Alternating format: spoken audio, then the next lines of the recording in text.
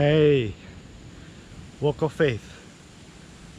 Today is a different place. I miss this place. I used to come here very often. Okay.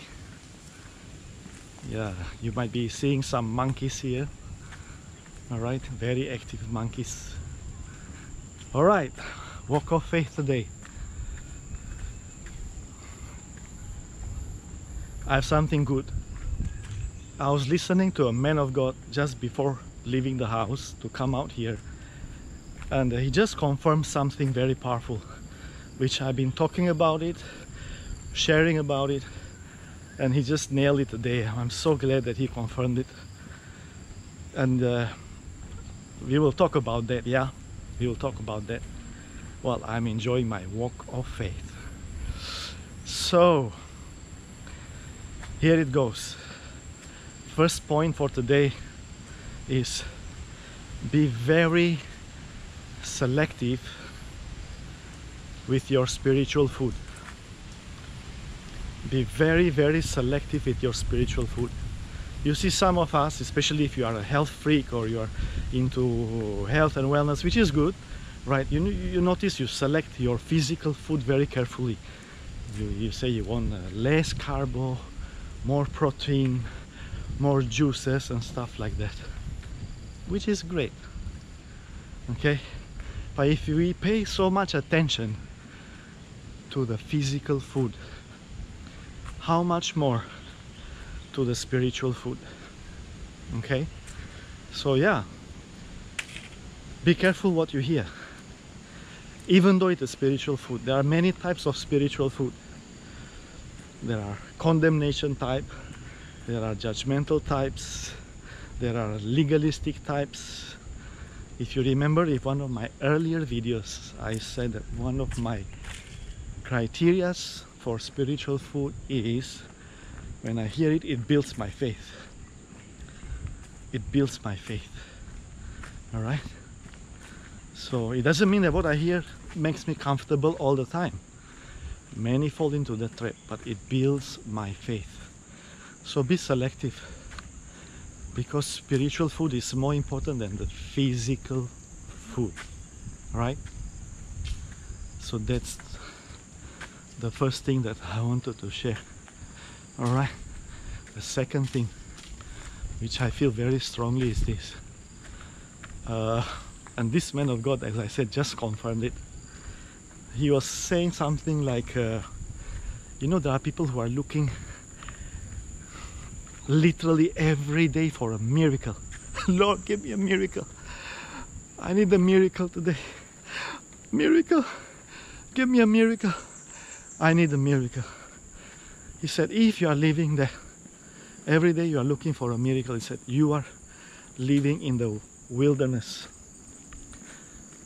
Not I said, he said, which I agree, because I've been talking about this. He said, you are living in the wilderness. If you are every day waiting for a miracle. So, how? Well, there is another level. Okay? And he said, why should you still be living in the wilderness when you should be going to the promised land?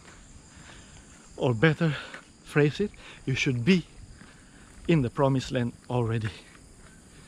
Okay? I met a guy maybe 2 years ago, in his late 50s. I said, hey, how are you doing? He said, oh man, you know, he said, just like the Jews, I'm in the wilderness season. I said, okay, fair enough. For how long? So I expected maybe 1 week, maybe 2 weeks, or maybe 2 months. Then he said, oh man, he said, I've been in this wilderness journey for more than 20 years. I said, what? Still in the wilderness? 20 years? He said, yeah, you know, like the Jews, the Israelites, leaving Egypt, going to the promised land. So I asked him back. I said, So was it the will of God for them to be 40 years in the desert? He looked at me one kind. I said, seriously? Was it the will of God for them to be hanging around in the desert for 40 years? No, it was not. Right? Because they chose to. That was the difference. That was the main difference. The Bible calls them what? Stiff-necked people. Stiff-necked people. Right? So it's your choice. Yeah, it's your choice. Okay? Remember yesterday we were talking about is it better to obey God or sacrifice for God? Okay? To be in the promised land, it takes obedience first.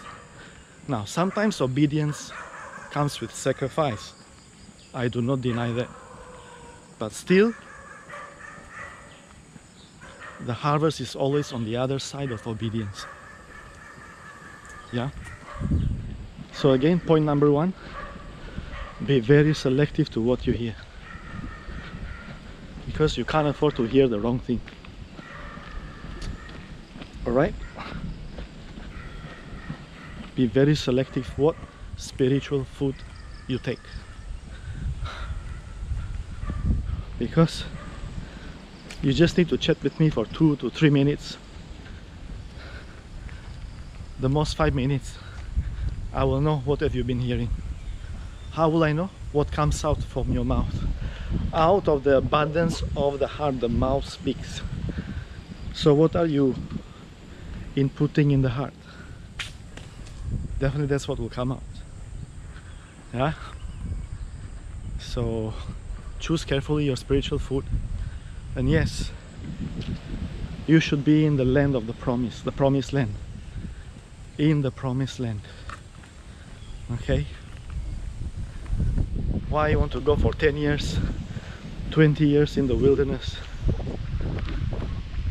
waiting for miracles? Okay?